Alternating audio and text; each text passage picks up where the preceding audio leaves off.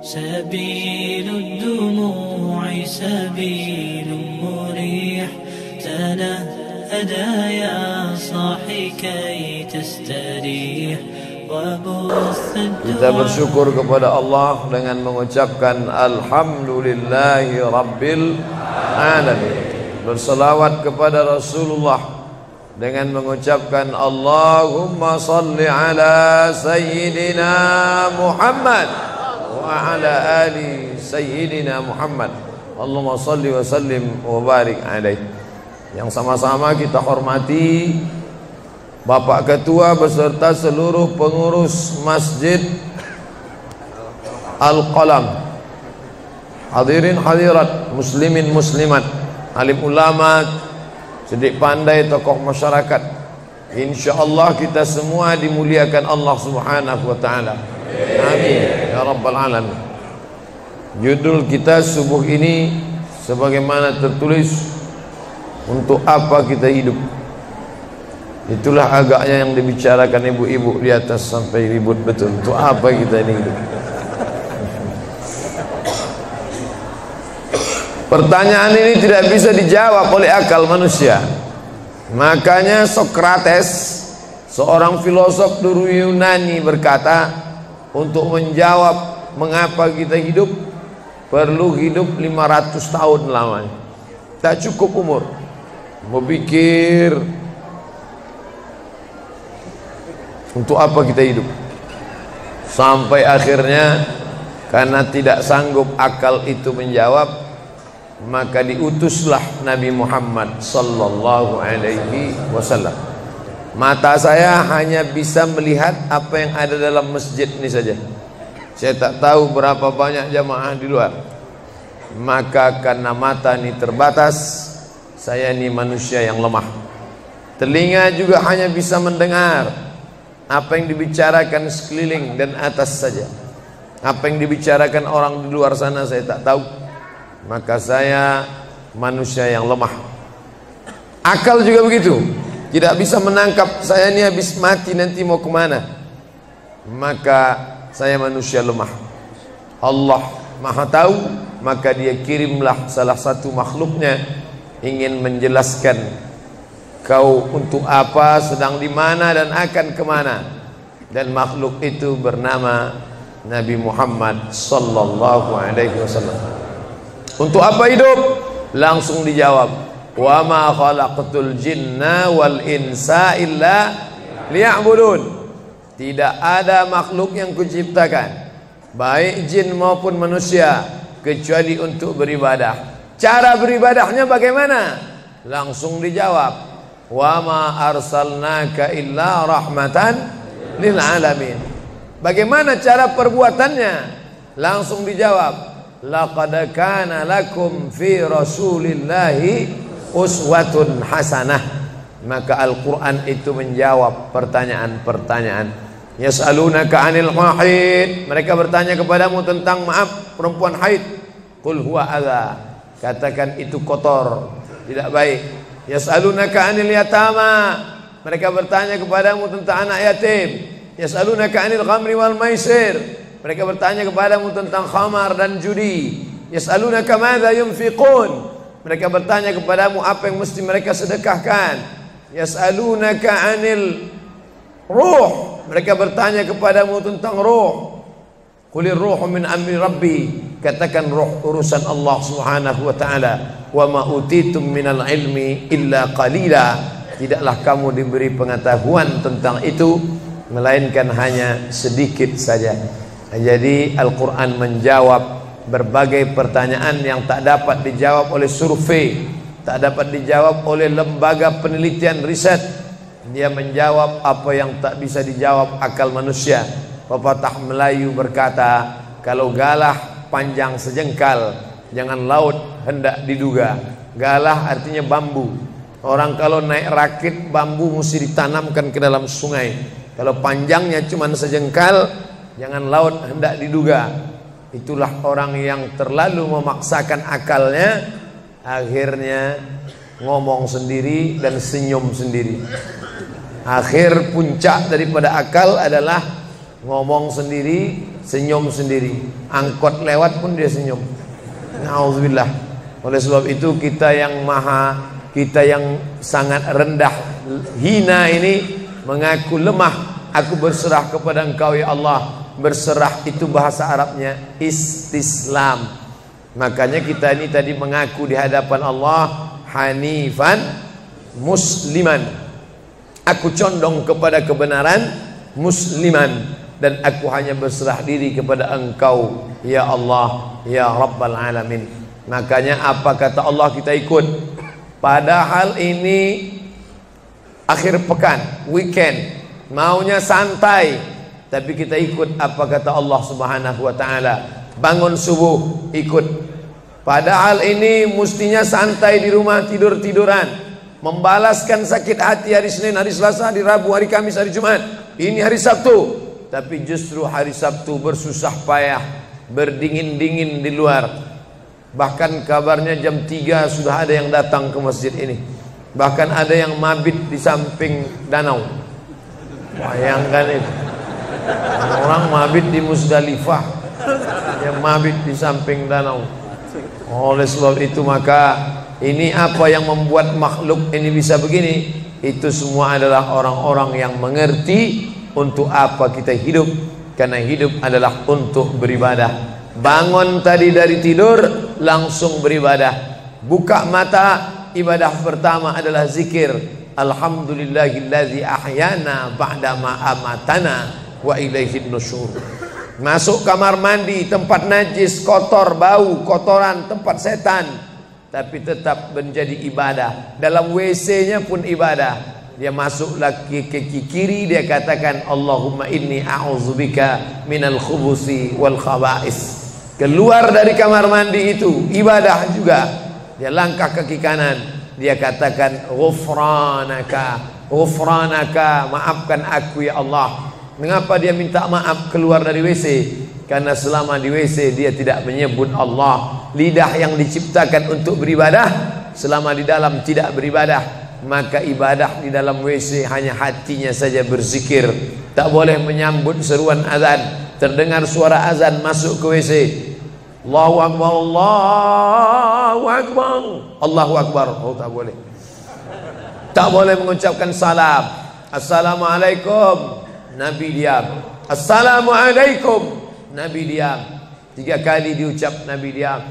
Selesai keluar dari toilet, WC, barulah Nabi menjawab Waalaikumsalam warahmatullah. Karena tidak boleh menyebut nama Allah, maka minta ampun keluar dari WC. Karena lidah yang semestinya dipakai untuk menyebutmu ya Allah, berzikir mengingatmu ya Allah, tadi tak kupakai selama beberapa menit di dalam. Maka dia katakan ghufranaka. Lalu kemudian melihat wajah di cermin, mana tahu ada kotoran di mata.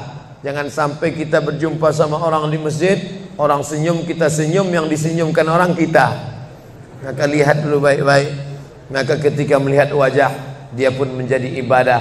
Allahumma kama hassanta khalqi fahassin khuluqi. Sebagaimana kalau kau sudah perbaiki bentuk ciptaanku ini menjadi sempurna, maka perbaikilah akhlakku ya Allah.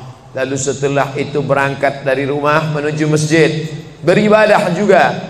Bismillahi tawakkaltu ala Allah, la haula wala quwata illa billah. Setiap langkah kaki ke Masjid Al-Qalam ini bernilai 1 langkah menghapus dosa.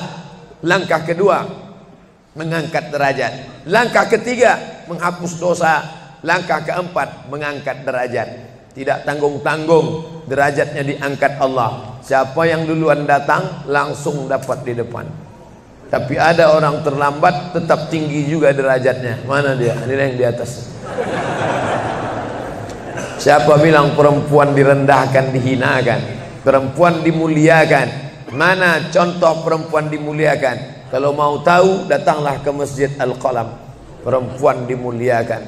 Bapak Ibu yang dimuliakan Allah, masuk ke dalam masjid, langkah kaki kanan, Allahumma inni as'aluka min fadlik. Itu doa nanti keluar.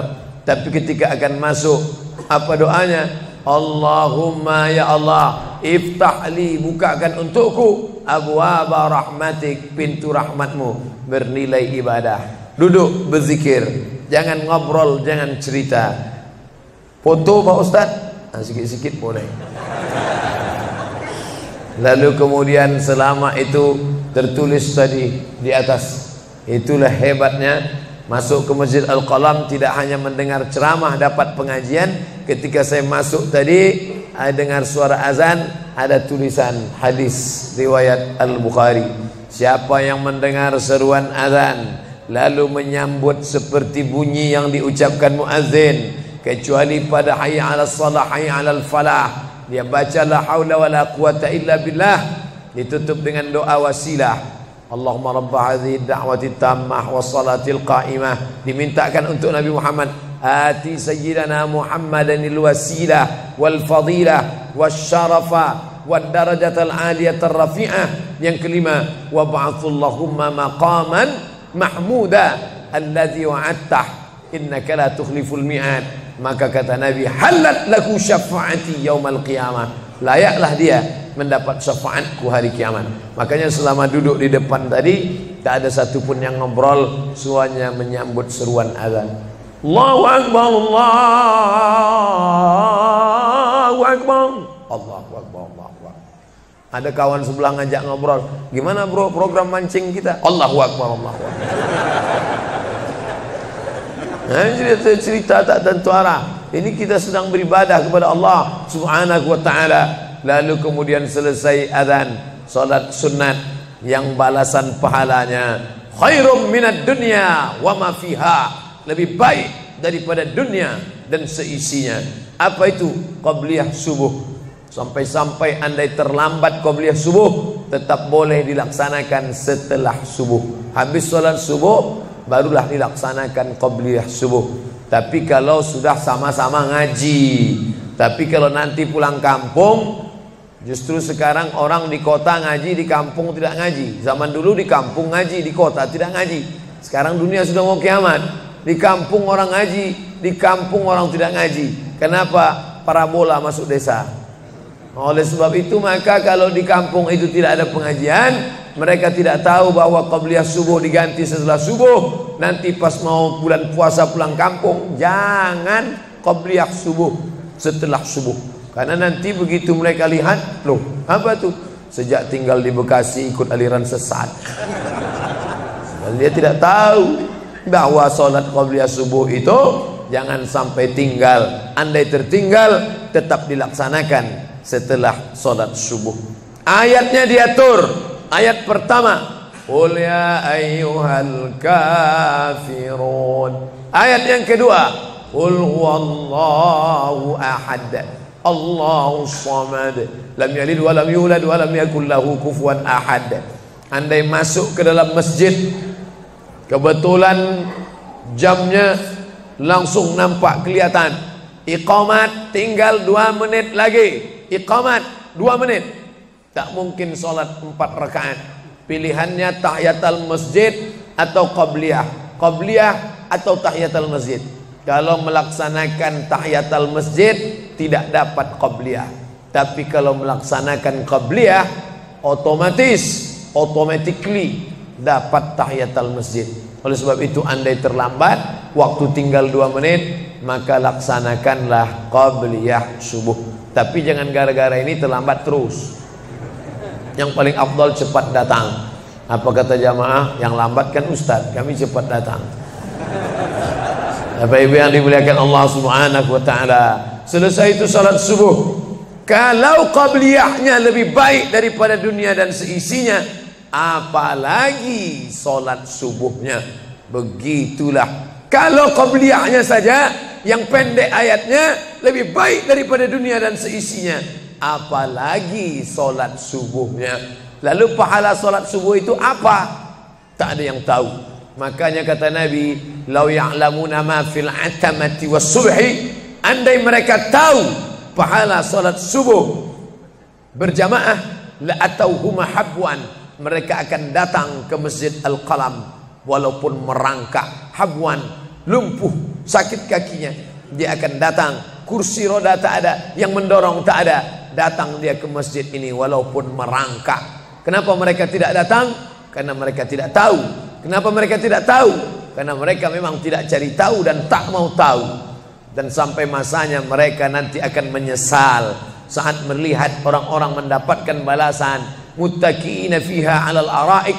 Mereka duduk di atas kursi-kursi istana surga, tersenyum melihat orang-orang yang dulu tak peduli pada sholat subuh. Mudah-mudahan kita semua istiqamah insyaallah. Jadi Ustadz, kalau hidup ini cuma untuk ibadah, sholat, masjid, baca Quran, zikir, gimana kami mau mencari nafkah? Gimana kami mau buka ruko? Gimana kami mau bisnis? Gimana kami mau tanam kelapa sawit? Gimana kami mau proyek batubara? Gimana kami mau ternak ikan? Ini mesti dipahami bahwa ibadah itu dibagi dua. Satu namanya ibadah mahdhah, pure, original, murni, tidak bercampur dengan apa-apa. Yang satu lagi tidak ibadah tapi bernilai ibadah. Nah, ini mesti dipahami. Bapak yang masuk kantor dari jam 8 pagi sampai jam 4 sore itu ibadah. Karena kalau itu tidak ibadah, habislah waktu kita. Makanya yang bekerja niatkan ibadah. Sehingga kalau istrinya nanya, "Mas kok lama pulang?" Ibadah nih, Pak. Tapi jangan gara-gara ini di kantor itu ibadah, lalu ketika azan di masjid kantor berkumandang, hayya 'alas shalah, dia terus ngetik, "Mas, ayo ke masjid." Enggak, ini pun juga ibadah. Kau ibadah aja ke sana, aku ibadah di sini. Itu juga enggak benar. Karena ibadah itu dibagi dua. Satu yang murni, pure, tidak bercampur dengan apapun, namanya ibadah mahdhah. Salat, baca Quran, zikir, iktikaf. Tapi ada satu lagi tidak ibadah, tapi kalau diniatkan dia bernilai ibadah. Termasuk ibu-ibu yang hamil 9 bulan 10 hari, itu ibadah. Kalaulah 9 bulan 10 hari itu tidak ibadah, betapa tidak adilnya Allah. Masa kita yang duduk-duduk di masjid dapat pahala ibadah, dia yang muntahnya, yang ngidamnya tak dapat ibadah. Tadi malam begitu sampai di airport langsung SMS masuk, "Ustadz, keluar dari pintu berapa? Ini ada perempuan ngidam mau ketemu." Saya keluar dari pintu 4, kami sudah standby di pintu 4. Lantai berapa? Lantai paling atas. Oke. Sampai di sana lihat perempuan tidak pakai jilbab, pakai celana jeans. Saya udah mau marah. Ini kenapa? Mohon maaf Pak Ustaz, non muslim. Astagfirullah. Rupanya non muslim hamil ngidam mau jumpa Ustaz Somad. Mudah-mudahan anaknya jadi anak soleh. Biasa. Allahu Akbar. Bernilai ibadah. Lalu yang dapat pahala dari itu siapa? Dari mana ibu-ibu hamil muda itu tahu saya, kenal saya di mana? Padahal dia dari Jawa, saya dari Sumatera. Ternyata ada orang beribadah yang tidak kita sangka ibadah. Tidak ada rukun, tidak ada syarat, tidak ada wajib, tidak ada sunat, tidak ada makruh, tidak ada mubah. Apa ibadahnya? Ya ini, merekam ceramah ini. Merekam ceramah ini ibadah. Memoto itu ibadah. Bayangkan resiko tukang foto. Saya sampai sekarang tukang foto itu resikonya nanti setelah tua matanya gini.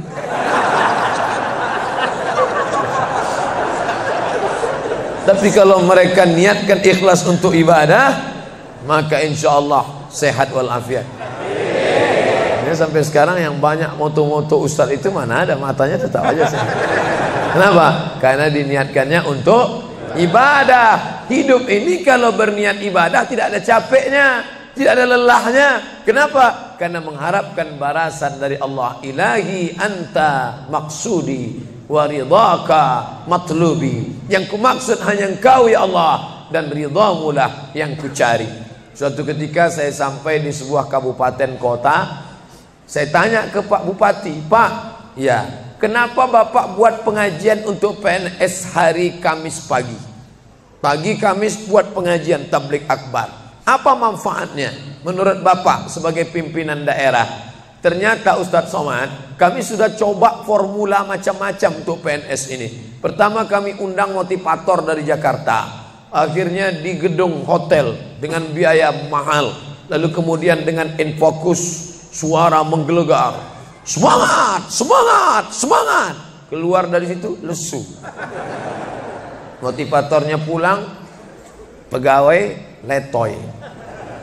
Akhirnya kami buat undang tentara dengan bapak polisi, baris berbaris, siap, siap. Pak polisi pulang, nggak siap lagi. Ternyata yang disentuh paling mantap bukan fisiknya, bukan matanya, bukan pakai infokus, bukan pakai suara menggelegar, tapi yang disentuh adalah hati. Dan satu yang bisa menyentuh hati itu adalah agama. Itulah makanya ibu bapak coba nanti kalau mau buat praktek, buat satu kotak, buat satu lagi kotak, ada 2 kotak. Kotak ini buat voucher namanya sumbangan. Kotak ini buat juga voucher tulisannya sodakoh. Lihat mana yang paling banyak diambil umat Islam, sumbangan apa sodakoh?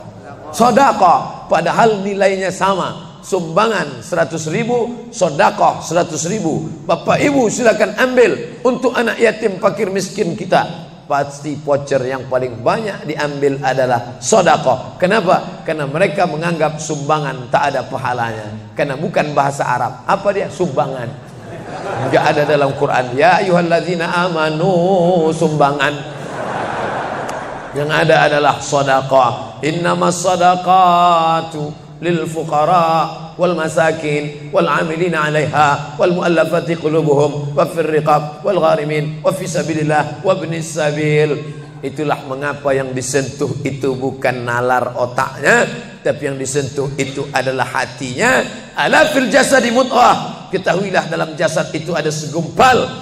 Idza salahat salahal jasadu kulluh, kalau yang segumpal itu baik maka yang lain ikut menjadi baik. Wa idza fasadat fasadal jasadu kulluh, kalau yang segumpal itu rusak, jahat, kotor, hitam, gelap, maka yang lain ikut menjadi rusak. Ala wahyal qalb, hati. Jagalah hati. Itu yang selalu dipesankan Ustadz kita Agim, jagalah hati. Jangan kau terserah. Bapak Ibu yang dimuliakan Allah, salah satu yang merusak manusia sekuler, membagi 2. Di masjid ibadah, di kantor tidak ibadah, fatal. Di masjid dianggap ibadah. Jangan heran kalau ada orang di masjid khusyuk, takut nengok ke atas, melihat hanya tempat sujud saja. Allahu Akbar, tidak mau lihat ke atas. Kenapa? Dia khusyuk. Tapi di kantor dia lebih setan daripada setan. Kenapa? Berasal dari pemahaman yang salah. Karena dia sudah bagi 2. Di masjid ibadah, di kantor tidak ibadah. Bahkan yang lebih fatal, yang kotor-kotor di kantor bisa dibersihkan di masjid. Kotor. Akhirnya untuk membersihkannya pergi dia ke masjid. Laundry yang paling besar Masjidil Haram. Sampai di sana nangis di pintu Ka'bah. Ya Allah, dah selesai bersih. Enak aja. Bukan begitu ajaran Islam. Labbaik Allahumma labbaik, labbaik Allahumma labbaik. Apa kata malaikat? La labbaik wala sa'daik. Kau tidak dapat panggilan, kau tak dapat kebahagiaan, kau tak dapat haji mabrur, kau tak dapat surga. Zaduka haram, karena kau berangkat dengan uang haram. Oleh sebab itu pemahaman Islam mesti utuh. Semua adalah ibadah. Kalaulah gerak tidak ibadah, betapa menyakitkannya bapak-bapak polisi di jalan raya kena panas terik, padahal dia tidak ada penutup kepala di atas, berkeringat berpeluh. Mereka tetap merasakan itu sebagai ibadah. Tentara yang membela negara, angkatan laut di perbatasan sana, datang kapal-kapal perompak dari Thailand ingin mengambil ikan kita, tenggelamkan. Itu kalau tidak nilai ibadah, dia takut. Jangan-jangan sebelum kita tenggelamkan, kita duluan ditembaknya tenggelam. Maka itu mesti ada nilai ibadah di dalamnya. Itulah yang membangkitkan semangat jihad. Jamaah bertanya, Ustadz kemarin dari Jambi, terus kemudian terbang ke Miri, besok baru pulang ke Pekanbaru. Apa Ustadz? Saya lihat Ustadz dari tadi mengantuk saja. Iyalah, sampai tadi malam ke hotel jam 12, baru tidur jam 1 karena ada yang mau ditulis, jam 3.30 sudah bangun ceramah. Tapi begitu berjumpa dengan jamaah orang ramai, bangkit semangat. Habis ceramah ini tanya jawab, semangat lagi. Habis itu baru lesu. Dan tidurnya itu pun ibadah. Bayangkan tidurnya itu ibadah. Itulah mengapa banyak orang pengajian sambil oh, ustadz menyindir ya? Tidak. Saya termasuk ustadz yang tidak pandai menyindir. Saya termasuk ustadz kalau dipesan request untuk menyindir, saya tidak pandai. Kenapa? Karena saya pernah menyindir orang. Ustadz, tolong ustadz sindirkan. Ini ada jamaah yang sudah sedekah tapi mengambil uangnya kembali. Siapa yang bersedekah mengambil uangnya kembali, kal kalbil ladzi ya'udu ila qaihi, sama seperti anjing yang menjilat muntahnya kembali. Selesai pengajian, mohon maaf Pak Ustaz, yang disindir nggak datang. Oleh sebab itu tak ada gunanya sindir menyindir. Kalau mau to the point, mana orangnya face to face, langsung saja tembak 12 pas, gol. Bapak Ibu yang dimuliakan Allah, maka mesti dipahami dengan benar. Di Masjidil Haram ibadah, di rumah pun kau ibadah. Istri yang dari mulai pagi memasakkan suami, dibantu oleh pembantu membuatkan minuman, membesarkan anak, menyusukan anak 2 tahun lamanya, melahirkan, meregang nyawa ibu melahirkan anak, ibadah. Makanya kalau dia meninggal dunia saat melahirkan, matinya mati syahid. Saking senangnya suaminya mendapatkan seorang istri yang syahid, tak menangis dia. Begitu tegarnya bapak, tidak meneteskan air mata. Tidak Pak Ustaz, aku melepas seorang syahid, 3 syahid lagi siap menanti. Peace, damai. Biasanya ibu-ibu kalau bawa cerita ini, kalau gini pulang aja lah kita kan. Nah, bercanda, serius sekali. Nah, tapi yang saya katakan tadi itu semuanya ibadah badan. Melangkah dari rumah, ibadah badan. Membukakan mata, ibadah badan. Mendengar ceramah, ibadah badan. Membaca Quran, ibadah badan. Berzikir, likulli sulama minkum sadaqah. Setiap tulang-tulang sendi ada sedekahnya. Subhanallah, subhanallah, subhanallah, subhanallah, subhanallah, subhanallah. Itu ibadah badan. Tapi ada bukan ibadah badan. Apa dia?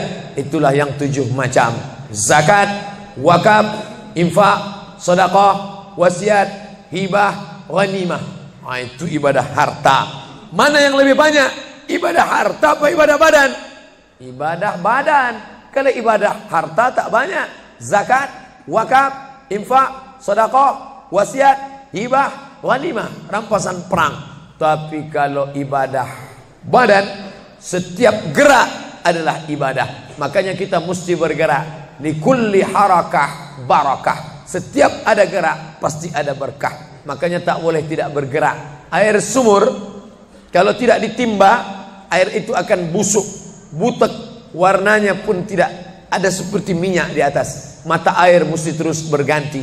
Darah harus tetap mengalir, jantung harus tetap berdetak. Makanya jangan pernah kosong dari aktivitas. Fa iza farata fansab. Selesai dari satu ibadah, pindah ibadah lain. Selesai ibadah tegak, pindah ibadah ruku. Habis ibadah ruku, pindah ibadah tegak. Habis ibadah tegak, pindah ibadah sujud. Habis ibadah sujud, pindah antara 2 sujud. Selesai sudah salat, lalu kemudian puasa. Selesai puasa, lalu kemudian berzakat. Selesai zakat, lalu kemudian mengitari Ka'bah. Subhanallah walhamdulillah wa la ilaha illallah wallahu akbar. Selesai itu melontar jumrah. Selesai itu menggunting rambut. Selesai itu berzikir. Tidak pernah kosong. Sampai kapan? Sampai malaikat maut mencabut nyawa dan ucapan terakhir yang keluar dari mulut adalah la ilaha illallah. Itulah jawaban tentang pertanyaan untuk apa kita hidup di dunia. Nanti kalau ada anak, ibu, bapak, tetangga, kawan, sahabat, andai tolan bertanya, untuk apa kita ini hidup? Tak usah jawab, putarkan aja videonya. Itulah enaknya zaman sekarang. Kalau dulu mesti diingat. Saya dulu pulang sholat Jumat, mak saya manggil, sini, ya mak, ceritakan apa isi khutbah khotib tadi di masjid. Gini. Itulah awal saya ceramah. Jadi saya paham mengapa saya menjadi ceramah sekarang dan saya tidak pernah merasa menceramahi Bapak Ibu, saya tidak pernah merasa mengguru-gurui, saya hanya seperti seorang anak sedang bercerita pada ibunya saja. Tadi mak kata khotib itu begini. Anak sekarang enggak. Apa kata khotib tadi? Ini MP3-nya mak. Bapak Ibu yang dimuliakan Allah Subhanahu wa taala, ibu yang mendidik anak-anak ibu, ibadahnya luar biasa. Itulah mengapa ibu lebih tinggi derajatnya daripada laki-laki. Ilzam rijlaiha, kau urus tapak kakinya, fathammal jannah, kau dapati surga di sana. Di bawah tapak kakinya surga, al jannatu surga, tahta di bawah aqdam kaki al ummahat, ibu-ibu. Kenapa begitu? Karena ibadah dia yang luar biasa, tidak bisa dilakukan oleh laki-laki. Salat kita bisa, puasa kita bisa, tawaf kita bisa, sa'i kita bisa, melontar jumrah kita bisa, tahallul kita bisa. Tapi ada yang kita tak bisa. Apa dia? Mengandung. Kita tak bisa. Siapa yang mau coba mengandung, keluar dari sini, ambil bola voli, ikat di perut. Melahirkan, kita tak bisa. Siapa yang ingin coba melahirkan, keluar dari sini, telanlah jeruk bulat-bulat. Habis itu keluarkan bulat-bulat. Menyusukan, kita tak bisa. Dan itu ibadah, tapi bukan ibadah mahdha. Dia tidak selevel dengan sholat, zakat, puasa, haji. Tapi ibadah ini berkualitas. Ibadah badan sudah, ibadah harta sudah. Ada ibadah yang terakhir, yang ketiga. Kalau ibadah badan berkeringat, lelah, capek. Ibadah harta, duit habis. Tapi ada ibadah satu lagi, tak nampak di mata. Apa dia? Ibadah hati. Itulah dia ikhlas. Orang yang ikhlas tak tampak. Ikhlas, ridha, qanaah, tawakal, zikir, muhasabah, muraqabah, tazkiyatun nafs, mensucikan hati dari penyakit hati, riya, sum'ah, takbur, sombong, hasad, busuk hati. Itu ibadah. Kenapa begitu? Disitulah letak adilnya Allah. Man bana masjidan, siapa yang bangun masjid, banallah mislahu baitan fil jannah, dibangunkan Allah untuknya satu istana di dalam surga. Bapak Ibu yang ikut membangun masjid ini, mudah-mudahan diberikan Allah Ta'ala balasan melimpah ruah. Kami nggak bisa Pak Ustadz, jangankan bangun masjid, buat rumah kami aja kami nggak bisa. Allah Maha Adil. Kalau kau tidak bisa dengan ibadah harta, maka engkau dengan ibadah tangan. Apa dia? Ikut gotong royong masjid. Nampak ada pembangunan masjid, ikut ngecornya, pasangnya, tapi dengan syarat menyelesaikan masalah. Jangan buat masalah. Man shalla isnatai asyrata rakaah, siapa yang salat 12 rakaat fil yaumi wal lailah, sehari semalam, bunyalahu bihinna baitun fil jannah, dibangunkan untuknya satu istana di dalam surga. Sama macam orang yang bangun masjid, salat 12 rakaat. Kamu bisa bangun masjid? Bisa. Bagus. Kamu? Saya nggak bisa. Amal saya apa? Tenang, ada amal. Allah Maha Adil. Salat 12 rakaat. 2 rakaat sebelum subuh, 4 rakaat sebelum zuhur, 2 rakaat setelah zuhur, 2 rakaat setelah maghrib, 2 rakaat setelah isya. 12 rakaat.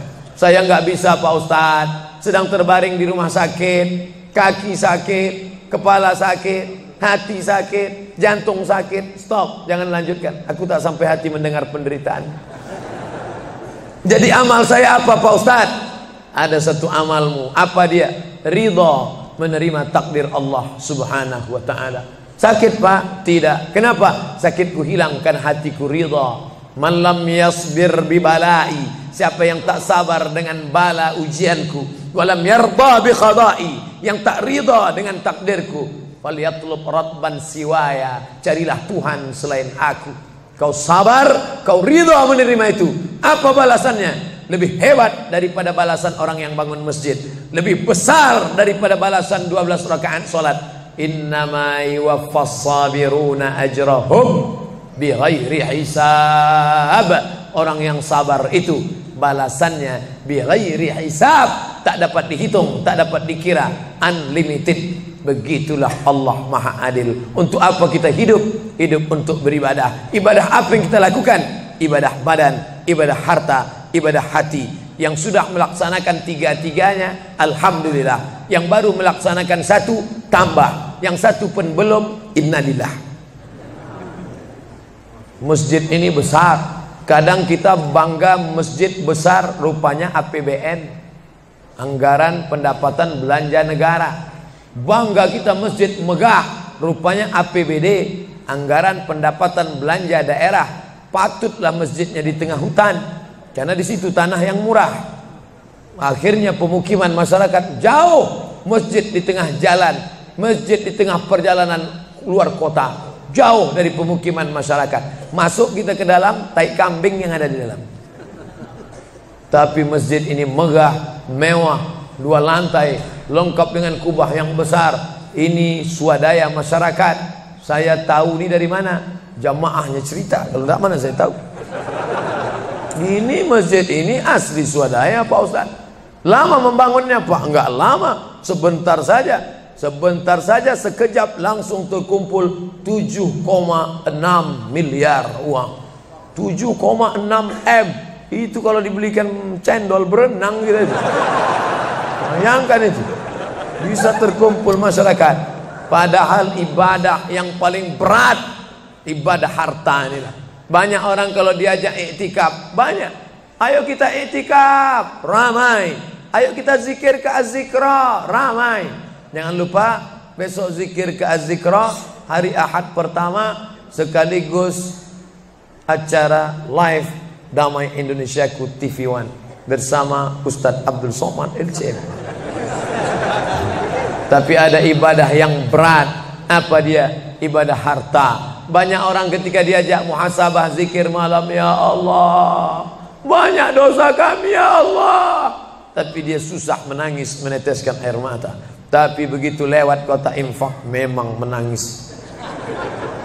Tak sampai hati melihat Bung Karno keluar dari dompet. Lewat kotak sodako infak, lama membuka dompet mencari Patimura. Nauzubillah. Mudah-mudahan kita tak termasuk golongan yang bakhil ini. Kenapa? Karena setan selalu asyaitan, setan ya'idukumul faqra, membisikkan kepakiran. Jangan beri, jangan beri, jangan beri, nanti kau susah, nanti anak kau tak makan, nanti kau dikeluarkan kerja, kau makan apa, nanti kau mau beli rumah, nanti kau mau beli tanah, nanti kau mau beli mobil, nanti kau mau beli cincin, nanti kau mau beli kamera, nanti kau mau ganti HP, uangmu tak ada. Setan selalu berbisik-bisik. Lawan setan itu. Qul a'udzu birabbinas, malikin nas, ilahin nas, min syarril waswasil khannas, alladzi yuwaswisu fi sudurin nas, minal jinnati wan nas. Hanya saja kalau yang berbisik itu setan, kita baca ayat kursi, insya Allah dia kabur. Ini yang berbisik ini kawan kita. Kita bacakan ayat kursi, hafal pula dia dari kita lagi. Tapi tak apa-apa, tetap aja bacakan. Allahu la ilaha illa huwal hayyul qayyum, la ta'khudhuhu sinatun wa la naum. Hembuskan ke wajahnya. Bapak Ibu yang dimuliakan Allah, setelah ibadah 3 ini kita lakukan, ibadah badan sudah, sholat subuh sampai melimpah ruah ke belakang. Saya dengar suara hati tadi, lapor, tenda sudah penuh, sudah melimpah ke jalan. Masya Allah. Ibadah harta sudah 7,6 M. Ibadah hati sudah, sabar, ridha, qanaah, tawakal. Tapi jangan lupa, datang merusak yang 3 ini, perkelahian, merusak ukhuwah Islamiyah. Masjid yang besar, kalau sudah kelahi di dalamnya, tinggal kelahi, tak lagi ada persatuan. Masuk masjid bukan baca doa pintu masuk masjid, malah masuk masjid ngelihat kira-kira dia di mana ya. Oh dia di sana, gua di sini lah. Oh di sini, dia di sini. Sampai akhirnya suatu hari terlambat, lupa ngelihat. Allahu Akbar, rupanya dia di samping. Jangan kelahi. Wa'tasimu bihablillah, berpegang teguhlah dengan tali Allah. Tali Allah itu apa? Al-Quran dan Sunnah. Apalagi ulama. Gak ngerti Quran, gak ngerti Sunnah, tanya ulama. Al-ulama warasatul anbiya. Wa'tasimu bihablillah, berpegang teguh dengan tali Allah. Wala tafarraqu, jangan berpecah belah. Coba lihat bunyi ayatnya. Andai ayat itu sampai bihablillah titik sudah cukup. Berpegang teguhlah dengan cara tali Allah. Cukup. Mengapa ujungnya tetap ditutup? Wala tafarraqu, jangan berpecah belah. Karena banyak orang yang sudah baca Quran, sudah sholat, sudah puasa sunat, tapi hatinya pecah bercabang. Galah patah boleh disambung, kaca retak boleh direkat, hati rusak kemana obat akan dicari. Oleh sebab itu kalau ada fitnah-fitnah, tabayun, klarifikasi. Jangan suuzan. Ijtanibu katsiran minaz-zan. Kepengurusan masyarakat jamaah sayang kebersamaan rusak gara-gara apa? Gara-gara nila setitik rusak susu sebelanga, gara-gara api di dalam sekam ada kulit padi bertimbun, di dalamnya itu ada setitik api, tiba-tiba api menyala, akhirnya semua menjadi abu, dan abu dihembus angin, tak berkesan sama sekali. Hilang 3 ibadah. Ibadah badan hilang, ibadah harta hilang, ibadah hati hilang. Gara-gara apa? Berkelahi. Ingat, setan tak pernah berhenti. Inna syaitan, setan ya isa an ya'budahul musallun. Setan kalau sudah melihat orang sholat, dia tidak lagi goda mereka untuk menyembah, sembahlah aku, sembahlah aku, sembahlah aku, sembahlah aku. Tidak.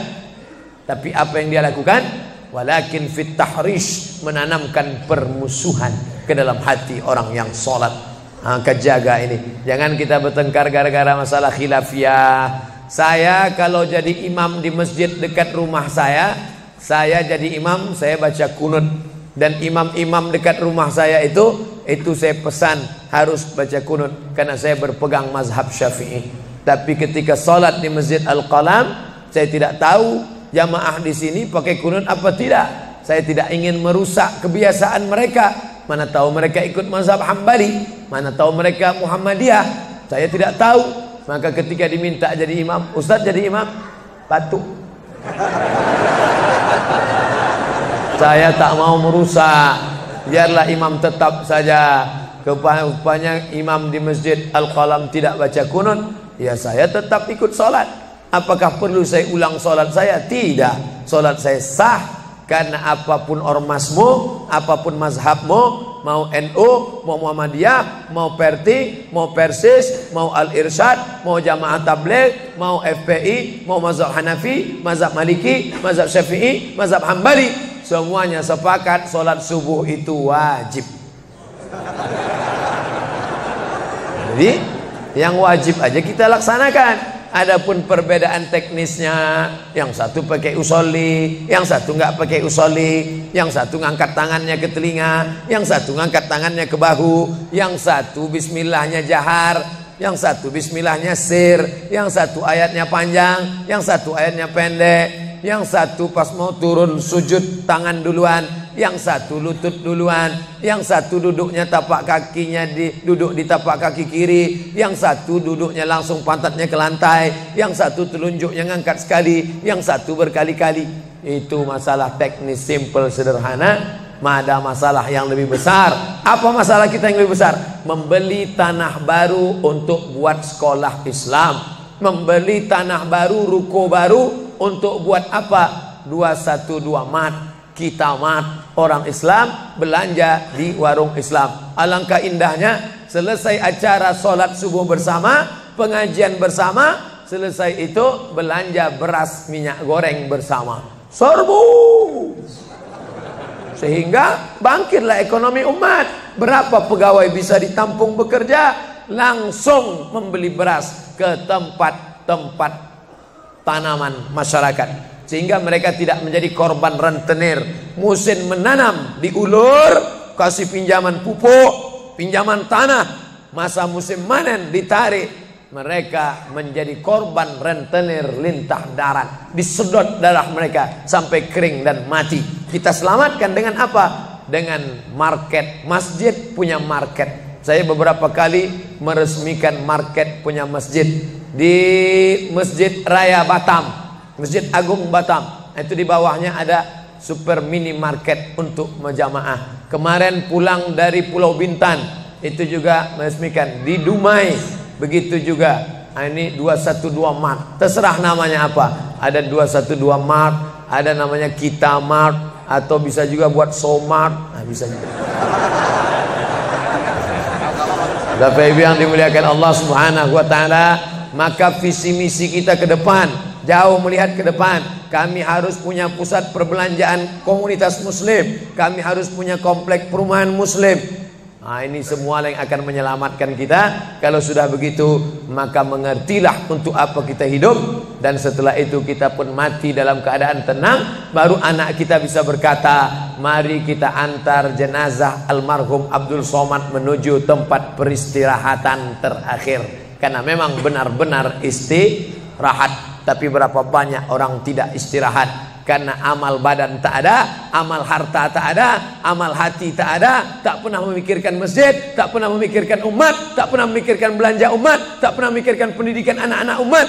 Akhirnya mati yang layak untuk dia. Mari kita antar dia menuju azab pertama, akan menyusul azab-azab berikutnya. Na'udzubillah. Itulah yang dapat saya sampaikan subuh ini, lebih kurang 50 menit. Mudah-mudahan ada manfaatnya. تنحى يا حزن واهجر فؤادا توكل بجد بعزم فصيح فإني علمت بأنك نجوى ولبس خبيث